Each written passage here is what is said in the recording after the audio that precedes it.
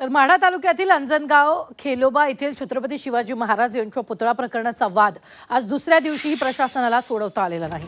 खेलोबा देवस्थानच्या प्रवेशद्वारातील पुतळा सन्मानाने प्रशासनाने स्थलांतरित करावा।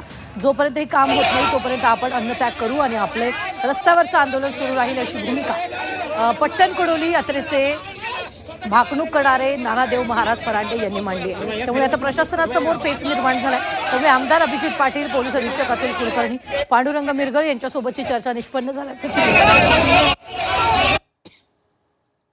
चर्चेसाठी बोलवलं होतं। त्यांची चर्चा अशी झाली की आम्हाला थोडासा वेळ द्या असं ते म्हणत होते।